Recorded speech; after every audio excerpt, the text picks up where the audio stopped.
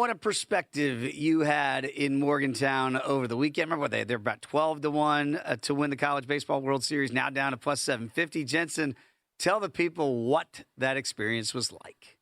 Unbelievable. And in a first in program history for Steve Saban's head coach there for the Mountaineers, Omaha bound. And what perspective he had, Dave, he kind of reflected for the first time on the journey and what the historic super regional win in Morgantown meant to him and the program.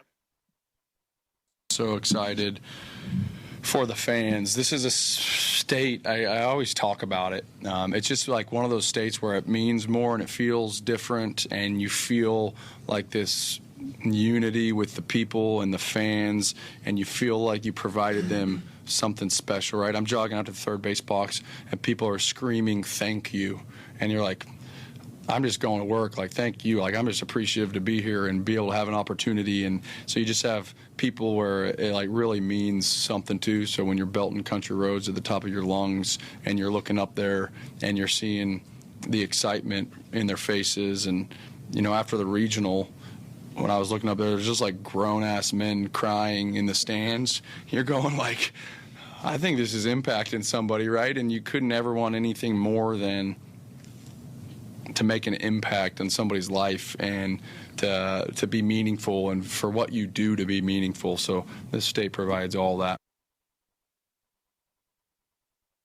Jensen, when you hear that, and again, I know my family, a lot of them coming from West Virginia, you had to feel that there as a broadcaster, right? And again, I know it's going to sound trite for some fan base. Oh, it just means more, but it does. You can see the way the effect it's had on him personally, and certainly the program to give back to the state. You got that sense at Morgantown? Oh, I mean, I was talking with Ren Baker, athletics director there at West Virginia, and we were texting back and forth on the way back home for me. And he's like, "Buddy, you're an honorary Mountaineer, you know, from where you were." David, it is a privilege to be able to tell the stories, and for context, both the wins over Cal Poly were blowouts. You know, I mean, there was never drama. Just the 90-minute rain delay on Saturday was really the only thing that slowed down West Virginia this entire weekend. But to knock on the door a couple of times in super regionals the last couple of years, they lost to eventual national champion LSU last year in Baton Rouge. They finally host this year for the first time as a super regional host, and to be able to do it on your home soil. I told you this early in the week, coming home and getting a couple hours sleep after what I witnessed on Monday night. It's not only gone viral. Dave, we had Pat McAfee front and center right next to Rich Rodriguez, head coach of the football team, slamming beers, just being Mountaineer faithful and just living it up. Dave, so much so the program impacting it not only with the trip to Omaha. Pat McAfee is going to do a show from Omaha, and just to raise not only the spectacle of the team and the university, but that's a huge get for college baseball. We know how many millions of people watch that show, so that's huge. As it stands now for our audience, Dave, we still have 2 tickets to punch, and we had rain not only through the weekend in a lot of the part of the country, but it also affected last night's 2 super regional games. Right now, Alabama in the 8th inning, they're in the bottom of the 8th. They lead St. John 7-2. If Alabama gets that home, they will also punch their ticket to Omaha, as will Oklahoma, who is up 8-1 in the bottom of the 3rd. That's the Lawrence Regional. Oklahoma already has 1 win in pocket, a win for them, and they will be the final team in as well. What we already know, Dave, West Virginia and Troy, North Carolina, Ole Miss will play Friday's opening games. Times to be determined, I would imagine, the way it's gone. West Virginia and Troy would be that first game of the afternoon. North Carolina, Ole Miss will be the nightcap. I have one future remaining. It's Ole Miss. It's 60-1. And as you can see, they're down to 8-1. And I got to tell you, we were this close to having Southern Cal, who I had at 50-1. If they could have closed it out yesterday against North Carolina, we would have had a massive future guaranteed to be 1-0 through the opener. But hey, beggars can't be choosers here. I got to tell you, I told you early in the week, I thought there was really great value on West Virginia at 12-1. I still think it's there, Dave. If you want to hop in on West Virginia plus 750, they feel like team of destiny stuff. They have great pitching. Their hitting is just going bananas right now. And in that part of the bracket, So the winner of West Virginia Troy will play the winner of North Carolina Ole Miss. So there is certainly a lot to like about it. Georgia and Texas will match up on Saturday. We know that matchup, if you like home runs, the Georgia-Mississippi State Super Regional was drunk. I mean, it was ridiculousness on so many levels. Daniel Jackson, the power hitting catcher, who's probably going to win the Golden Spikes Award as the best player in college baseball, he hits the go-ahead 2-run homer in extra innings. They end up getting it home. Dave, Georgia's going to be a handful. But I think that opening matchup against Texas, you want a little Saturday night fever in Omaha, that is going to be a ridiculous one for that first matchup on the other side of the bracket.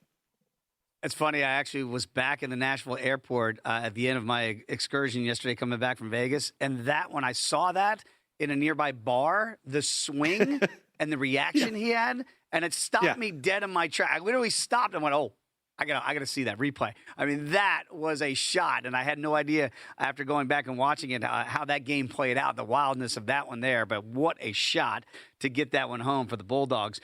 Let's look ahead a little bit to Major League Baseball here, what we're going to get this week. Some of the series beginning today. We get the Mariners and the Orioles, Red Sox and Rays. Interesting one there in the AL East. For the Rays, feel like they're starting to slip a little bit on their handle there. And the Yankees against the Guardians, and life without Aaron Judge as that continues there. In the American League side there, and by the way, the Blue Jays hosting the Phillies, two teams, certainly the Phillies back to 5 games over, and the Blue Jays starting to get better. What do you make of the Sox and the Rays here as they begin this one down there at the Trop? Yeah, going to be an interesting series just from where Tampa, as you alluded to, has slipped a little bit. No real feel on this game. There are two, though, that I do like. The Astros and the Angels. I know team in Houston that you've wanted to kind of keep your eye on. Yep. The Angels are 9-14 as a home underdog this year. And the way that Spencer Arrighetti has pitched this year, Dave, I like this spot to back the Astros as an away favorite. So a road fave for the Astros. I got a $1.21 on the money line for Houston. So I do like that a lot.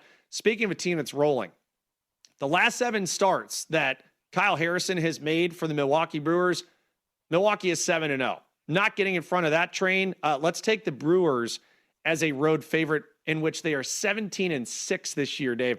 Milwaukee minus $1.51 to win it against the Athletics in Sacramento later on tonight. Milwaukee with the most wins in the month of May, and they just keep on rolling in the month of June. It was like no slowdown so far here for the Milwaukee Brewers. And a couple teams, too, that I feel like are going in the other direction here. The Reds beginning a series against the Padres. Mets took 2 out of 3 against San Diego over the weekend. What do we make of those teams' big picture here? Because, we knew it was going to be tough for the Reds to get off to a great start. And then without Hunter Green, and then you lose De La Cruz. And I made mention of that last week, that I thought that was really going to impact them. And it feels like it really is. Is there just too much now for star power for Cincinnati to kind of stem the tide here? Because it feels like it's going against them right now. Not necessarily, but certainly they got to get healthy. And, of course, not having Elly De La Cruz, a huge, huge hole in their lineup. I actually do like the Reds tonight. Andrew Abbott against Walker Buehler. This feels like a nice, sneaky road underdog spot for Cincinnati, seeing about 24% of bets, but about 53% of money on Cincinnati at plus $1.15.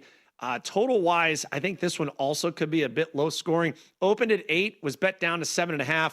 Back up to 8, but I still think the under would be the play there. Again, Walker Buehler has been really solid at the bottom of the Padre rotation. They've kind of needed him to step in big time there. But I do think the Reds a live dog on the road at Petco Park later on tonight. And my 2 picks to have the best record in the month of May. They're off to good starts. I took the Royals. They already have 5 wins in the month, which is really, they have a day off today. Before beginning a series tomorrow. And they're going to be going up against the Rangers, who have suddenly gotten hotter as well. And by the way, those 2 games that the Royals have lost so far, they led by 2 runs in each of them. And they almost blew a 6-1 lead in the 9th last night. That bullpen is so dicey. But again, kind of starting to round into form. They're still, about 12 games under 500 here, but a nice start to the month for the Royals. I'm looking at bottom feeders to see if they can get off the deck a little bit.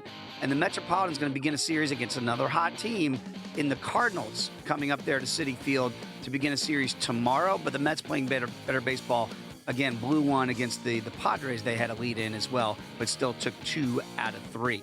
Speaking of New York and Connecticut, the great Will Hill will join the program next, and I'm sure he has a lot of thoughts on what we're going to see in Game 3 tonight at the world's most famous arena. That's next right here on VSiN by the Books.